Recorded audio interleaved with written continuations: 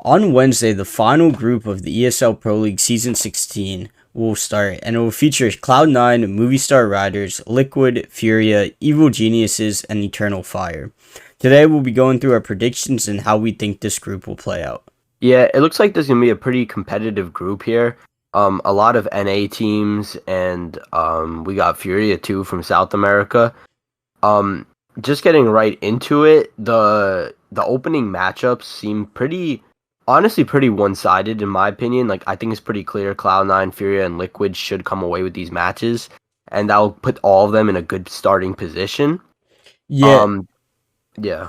those first matchups are pretty indicative of how some of these teams will perform.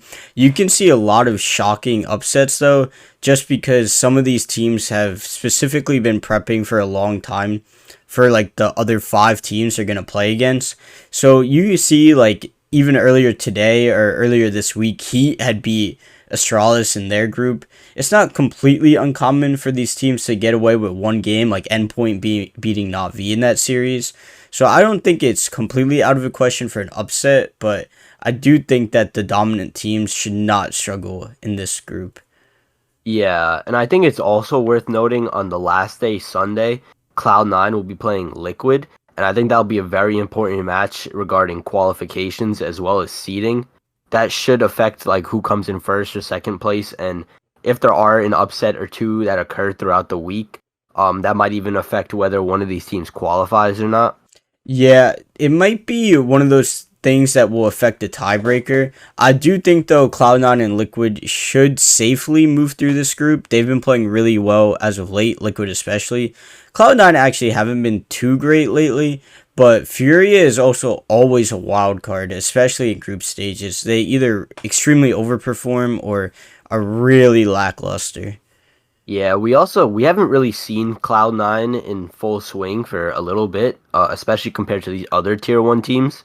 And I guess we don't really have a way of knowing if that works out in their favor with more preparation or not in their favor in the case that they're a little rusty. But that being said, for my final predictions for the group, I'm going to go with Cloud9 in first, and then I'm going to have Liquid and Furia making it through, with the other three teams unfortunately not making it through the group. Yeah, I think you would honestly predicting Cloud9 is definitely the safe pick because of how good they were the past couple years. But I feel like they've been on the downward trend, and I feel like Liquid with Yakindar, they looked very good in Cologne. They easily could have moved to the semifinal past Movistar. And remember, Movistar have lost Sunpaya, so they're definitely a lot weaker. EG is a complete wild card. They've been terrible at times and sometimes just been bad, but I don't think they'll be making it through. So if I were to do my order, I think I would do Liquid, Cloud9, Furia making it through. And then for the other spots, I would probably go Movistar 4, EG 5, and then Eternal Fire 6. But Eternal Fire and EG are complete wild cards, so those two could be reversible, but I don't think they're going to make it past like the Liquid with Yakindar or Cloud9 with this much time off. I would also say on paper, looking at it, I would say this group has the most upset potential out of any of the four groups in my opinion, just because the stronger teams here have definitely had weaker showings, and then the quote-unquote weaker teams are still they still are wild cards. Eternal Fires definitely has a lot of tier 1 experience, and we have yet to really see how Movistar look minus some bias. Yeah, with this BO3 style format, it's like just looking at the results of the other groups too, there have been rarely any other upsets. The only thing you can argue is like Fnatic making it through in that group over NIP and Spirit. But overall, it looks like Group C might have the most upsets, but I don't think this group will have that crazy amount, although the potential is there.